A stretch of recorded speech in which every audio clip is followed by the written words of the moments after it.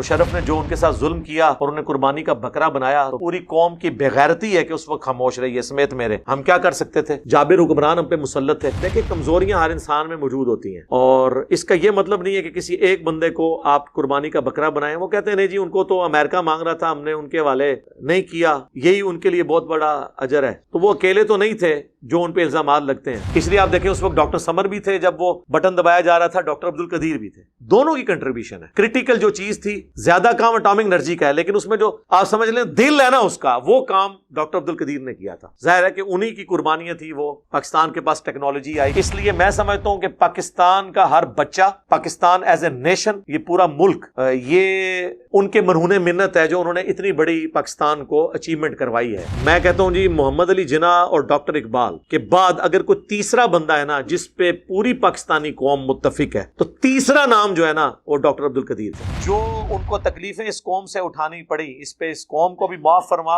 اور اس کے اگینسٹ جو انہوں نے صبر کیا اس صبر پہ انہیں اجر عظیم عطا فرما. السلام علیکم ورحمۃ اللہ.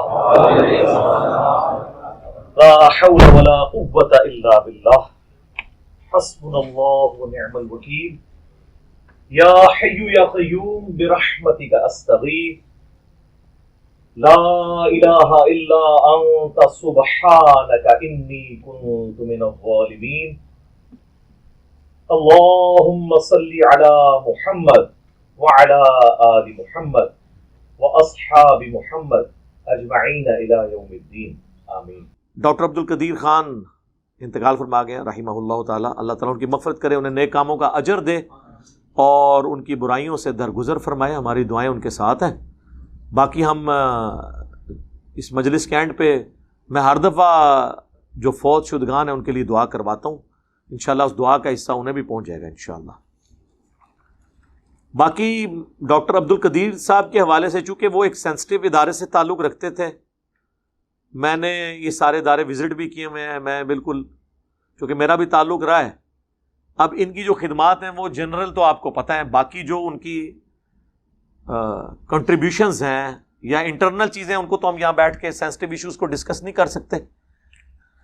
باقی ان کی جو پاکستان کے ساتھ یا اسلام کے ساتھ کمٹمنٹ تھی اس کے اوپر تو کسی کی دوسری رائے نہیں ہے.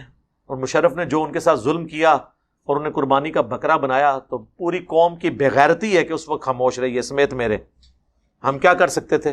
جابر حکمران ہم پہ مسلط تھے لیکن کم از کم اب قوم کو اجتماعی طور پہ ان کی اس موت کے وقت معافی مانگنی چاہیے، اللہ کے حضور ان کے لیے دعا کرنی چاہیے. ان کی زندگی میں تو ہم عوام الناس تو مانگتی رہی، جماعت اسلامی نے بھی کافی مسئلہ اٹھایا، ہماری عدلیہ نے بھی بڑا شرمناک رول ادا کیا. آخری وقت تک ان کی پٹیشن فائل تھی کہ انہیں عام پھرنے کی اجازت دی جائے. باقی جو لوگ ان کے ساتھ ظلم ہوا اس کا دفاع کرنے کے لیے بڑی باتیں کرتے ہیں. دیکھیں کمزوریاں ہر انسان میں موجود ہوتی ہیں اور اس کا یہ مطلب نہیں ہے کہ کسی ایک بندے کو آپ قربانی کا بکرا بنائیں. وہ کہتے ہیں نہیں جی ان کو تو امریکہ مانگ رہا تھا، ہم نے ان کے حوالے نہیں کیا، یہی ان کے لیے بہت بڑا اجر ہے. تو وہ اکیلے تو نہیں تھے جو ان پہ الزامات لگتے ہیں. پاکستان میں تو ایک سوئی نہیں کوئی باہر لے کے جا سکتا اس سینسٹیو چیزوں کی، کیونکہ اوور آل تو ساری سیکیورٹی ہماری ریاستی اداروں کے پاس ہے. ایک بندے کو قربانی کا بکرا تو وہ تو شکیل افریدی کو بھی مانگ رہے ہیں کتنے عرصے سے، آپ نے اس کو بھی تو جیل میں رکھا ہوا ہے نا، تو نہیں حوالے کیا. حالانکہ میں سمجھتا ہوں کہ ڈاکٹر عافیہ صدیقی کے مقابلے پہ اس خبیث کو اگر ہم حوالے کر بھی دیں اس کو تو اپنی سزا مل چکی ہے جو کچھ اس نے پاکستان کی بدنامی کروانی تھی. شکیل افریدی نے، وہ جو ڈاکٹر تھا وہ اسامہ بن لادن کا اس نے جو پوری کی تھی، وہ دیں مردود ہمارے کس کام کے ان کے حوالے کریں غدار کو. اس کے بدلے میں ہم اپنی اس بہن کو یہاں واپس لیں، کر لیں ادلا بدلا. لیکن ہمارے حکمرانوں کی نہ پچھلے حکمرانوں کی جرت تھی کہ وہ بات کریں، نہ اس حکمران کی جرت ہے کہ یہ سامنے بیٹھ کے یہ بات کریں. ہاں ادھر تقریریں ان لوگوں سے کروا لیں جتنی مرضی، یہاں وہ باتیں کریں گے. تو اس طریقے سے ڈاکٹر عبد القدیر صاحب کے ساتھ بھی میں سمجھتا ہوں کہ اس قوم نے جس طرح اپنے سارے محسنین کے ساتھ یہ کرتے رہی ہے، محمد علی جناح سے لے کے آج تک ان کے ساتھ بھی کوئی اچھا سلوک نہیں تھا. عوام الناس ان کے لیے دعا کرتی تھی. باقی ان میں بشری کمزوریاں موجود تھیں، وہ میرے پاس فرسٹ ہینڈ نالج ہے، لیکن وہ تو پاکستان میں اکثر ایلیٹ کلاس کے اندر اس طرح کی کمزوریاں موجود ہوتی ہیں.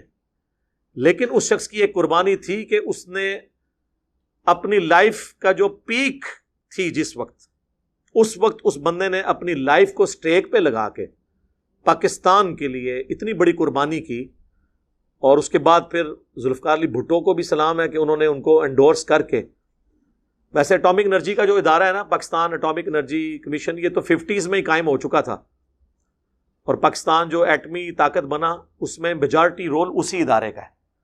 لیکن اس میں جو سب سے کرٹیکل ایک سٹیج تھی، وہ جو سٹیج ہے وہ ڈاکٹر عبدالقدیر خان نے پاکستان کو عبور کروائی ہے. اب وہ سینسٹیو باتیں ہیں مجھے کیمرے میں کرنے کی، ویسے آپ نیٹ پہ پڑھ جائیں تو آپ کو پتہ چل جائے گا. کیونکہ میں اس لیے کہہ رہا ہوں کہ جو اٹامک انرجی کے لوگ ہیں نا، وہ ان سے بڑے جیلس ہوتے ہیں. یہ علیحدہ سے ان کا ادارہ ہے اپنا کوٹا، یہ خان ریسرچ لیبس، جسے کوٹا بھی آپ کہتے ہیں، ریسرچ لیبس کہتے ہیں، ویسے وہ خان ریسرچ لیبس ہے، KRL. اور یہ ہے Pakistan atomic energy commission, PAEC. یہ دونوں الگ ادارے ہیں. اس لیے آپ دیکھیں اس وقت ڈاکٹر سمر بھی تھے جب وہ بٹن دبایا جا رہا تھا، ڈاکٹر عبدالقدیر بھی تھے. دونوں کی کنٹریبیوشن ہے. کرٹیکل جو چیز تھی، زیادہ کام اٹامک انرجی کا ہے، لیکن اس میں جو آپ سمجھ لیں دل ہے نا اس کا، وہ کام ڈاکٹر عبدالقدیر نے کیا تھا. ظاہر ہے کہ انہی کی قربانیاں تھی. وہ پاکستان کے پاس ٹیکنالوجی آئی اور پھر یہاں پہ محنت کے بعد. تو اس لیے میں سمجھتا ہوں کہ پاکستان کا ہر بچہ، پاکستان ایز اے نیشن، یہ پورا ملک، یہ ان کے مرہون منت ہے جو انہوں نے اتنی بڑی پاکستان کو اچیومنٹ کروائی ہے. ڈاکٹر عبدالقدیر رحمہ اللہ تعالیٰ نے، اللہ تعالیٰ ان کی مغفرت کرے، انہیں نیک کاموں کا اجر دے، ان کی برائیوں سے درگزر فرمائے. دیکھیں کمزوریاں ہر انسان میں ہیں، لیکن اس کی اچھائیوں کا ذکر اس اعتبار سے کریں کہ ان کی اچھائیاں ان کی کمزوریوں پہ بھاری ہیں. بہت بڑی بڑی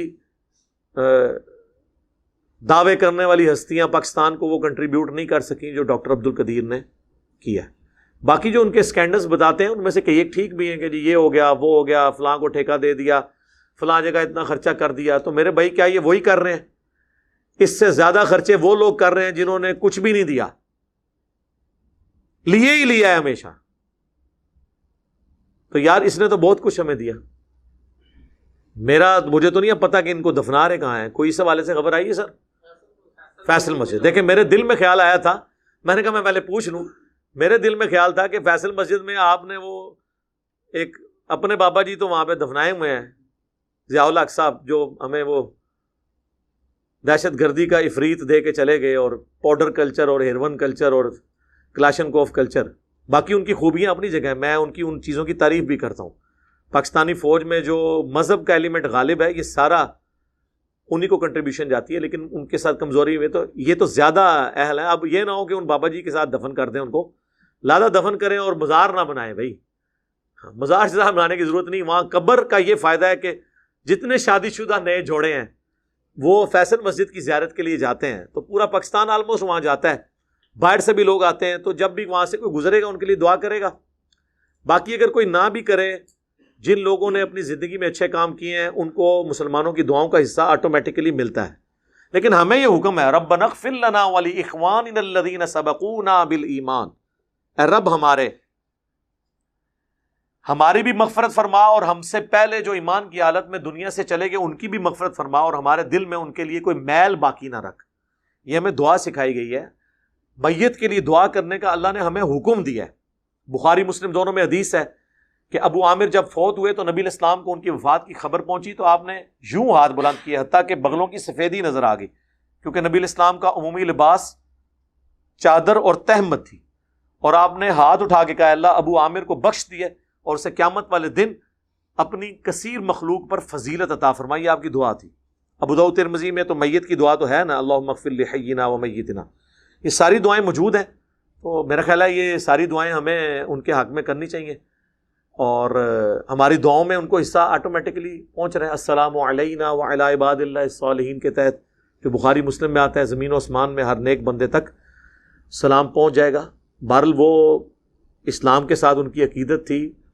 آخری وقت میں تو ظاہر ہے وہ بڑے مایوس ہوئے ہیں جو کچھ اس قوم نے ان کے ساتھ کیا.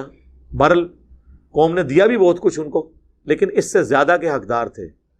جس تکلیف سے انہیں، جس کرب سے ان آخری 20 سالوں میں آلموسٹ 9/11 کے بعد آپ کہہ لیں گزرنا پڑا ہے، تو وہ اپنی جگہ. باقی ہے کہ میرا خیال ہے prime minister, army chief at least ان دونوں کو تو جنازے میں خود شامل ہونا چاہیے اسلام آباد کے اندر ایک گڈ جیسچر کے طور پہ، اور اس خبر کو بڑھا چڑھا کر پیش کرنا چاہیے. کوئی کسی سے ڈرنے کی ضرورت نہیں ہے. ہمیں فخر ہے. میں کہتا ہوں جی محمد علی جناح اور ڈاکٹر اقبال کے بعد اگر کوئی تیسرا بندہ ہے نا جس پہ پوری پاکستانی قوم متفق ہے، تو تیسرا نام جو ہے نا وہ ڈاکٹر عبد القدیر کا ہے. اگر کوئی کہتا ہے ان سے کوئی بھاری پرسنالٹی ہے جس کو سارے پسند کرتے ہوں، سارے فرقوں کے، سارے پولیٹیکل جماعتیں، ایون وہ لوگ جنہوں نے ان کو یہاں تک پہنچایا، وہ بھی صرف کمزوری اپنی آقاؤں کے آگے شو کرتے ہیں، ادروائز وہ بھی ان سے محبت کرتے ہیں. اور وہ نظر بند تھے اپنے گھر میں، یہ نہیں تھا کہ انہیں جیل میں پھینکا ہوا تھا، لیکن پھر بھی یار یہ کہنا آسان ہے. آپ کو دنیا کی ہر فیسلٹی دے کے ایک جگہ بٹھا دیا جائے نا اپنے گھر کے اندر بھی، تب بھی انسان کی ایک نیچر ہے، وہ نہیں رہ سکتا، اس کا بھی دل کرتا ہے باہر نکلے. نظر بندی ہوتی ہے. لوگ تو بڑے آسانی سے کہہ دیتے ہیں جی گھر کے اندر نظر بند ہے. گھر کے اندر کتنی دیر آپ رہ سکتے ہیں؟ باہر تو نکلنا ہی پڑتا ہے کبھی نہ کبھی. آپ نہ نکلیں ایک سال کے لیے، جناب آپ ذہنی مریض بن جائیں.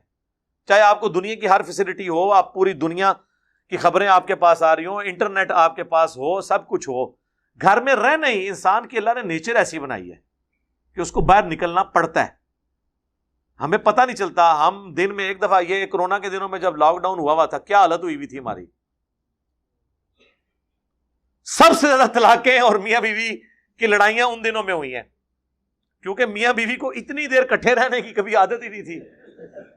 اور اس سے بڑی بات جو بچے کرتے ہیں میاں بیوی کے ساتھ، بچے تو آپ کو پتا ہے ان کی تو بیٹریاں ڈسچارج ہی نہیں ہوتی. یہ تو میں تو کہتا ہوں اسکول والے بچوں کو پڑھائے نا، صرف جو 6-7 گھنٹے اسکول میں رکھ لیتے ہیں نا، اس کی بھی فیس لے لینا تو ان کی مہربانی ہے.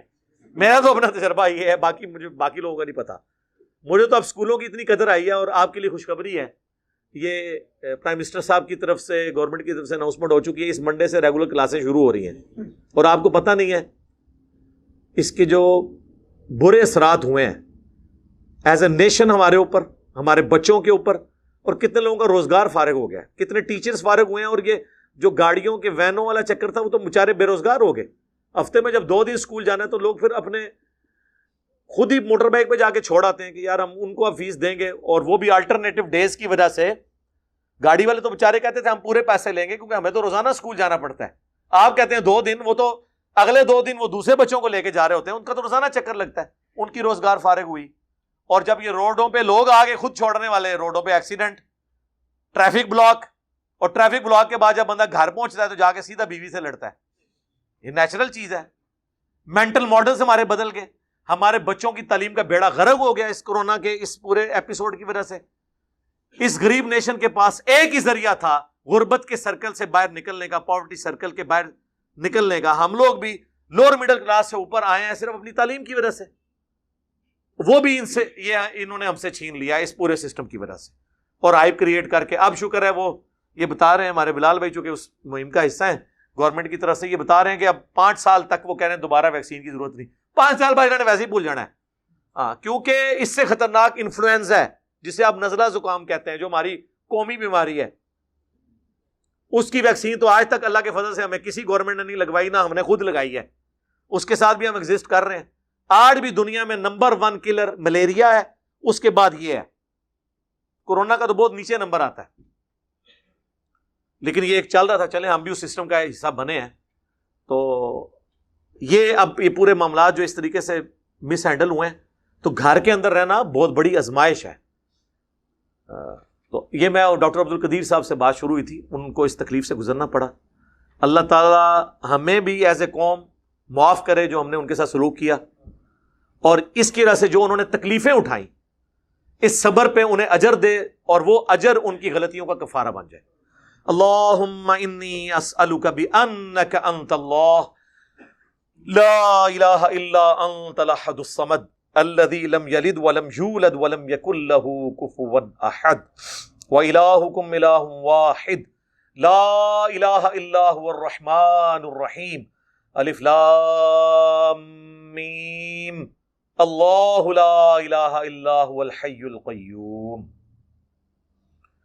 اللہم صلی علی محمد وعلی آل محمد ربنا آتنا فی الدنیا حسنہ وفی الآخرۃ حسنۃ وقنا عذاب النار اللہم احسن عاقبتنا فی الامور کلہا وأجرنا من خزي الدنيا وعذاب الآخرة ربنا هب لنا من أزواجنا وذرياتنا قرة أعين وجعلنا للمتقين إماما۔ اے اللہ ہمارے ماں باپ کی، ہمارے بھی بچوں کی، پوری امت کی تمام دینی دنیاوی جسمانی روحانی ظاہری باطنی پریشانیاں تکلیف مصیبتیں دکھ درد بیماریاں دشواریاں دور فرما، اور جن جن بھلائیوں کا سوال تیرے محبوب علیہ السلام نے تجھ سے کیا ان تمام کے حق میں ان بھلائیوں کو قبول فرما، اور جن جن چیزوں کے شر سے تیرے محبوب صلی اللہ علیہ وآلہ وسلم نے تیری پناہ طلب کی ان تمام لوگوں کو ان چیزوں کے شر سے اپنی پناہ عطا فرما۔ اے اللہ ڈاکٹر عبد القدیر صاحب رحمہ اللہ تعالیٰ کو بخش دے، اور قیامت والے دن انہیں کثیر مخلوق پر فضیلت عطا فرما، بحیثیت انسان جو ان سے برائیاں ہوئیں اے اللہ ان سے درگزر فرما، اور اے اللہ جو ان کو تکلیفیں اس قوم سے اٹھانی پڑی اس پہ اس قوم کو بھی معاف فرما، اور اس کے اگینسٹ جو انہوں نے صبر کیا اس صبر پہ انہیں اجر عظیم عطا فرما۔ اے اللہ ہمارے ملک پاکستان کی خیر فرما، اسے اندرونی اور بیرونی خطرات سے محفوظ فرما، پورے عالم اسلام کی خیر فرما۔ اے اللہ چائنا میں، کشمیر میں، فلسطین میں، افغانستان میں، عراق میں، شام میں، جہاں کہیں بھی مسلمان مصیبت پریشانی میں ہیں اے اللہ غیب سے ان کی مدد فرما۔ حاضرین کے دلوں میں جو جو نیک اور جائز دعائیں ہیں قبول فرما، حاضرین کے جو چھوٹے بڑے رشتہ دار فوت ہو چکے ان کی مغفرت فرما۔ اللہم اغفر لحینا ومیتنا وشاہدنا وغائبنا وصغیرنا وکبیرنا وذکرنا وانثانا اللہم من احییتہ منا فاحیہ علی الاسلام ومن توفیتہ منا فتوفہ علی الایمان۔ سبحان ربک رب العزة عما یصفون وسلام علی المرسلین والحمد للہ رب العالمین وصلی اللہ علی النبی الکریم وعلی آلہ واصحابہ اجمعین الی یوم الدین آمین۔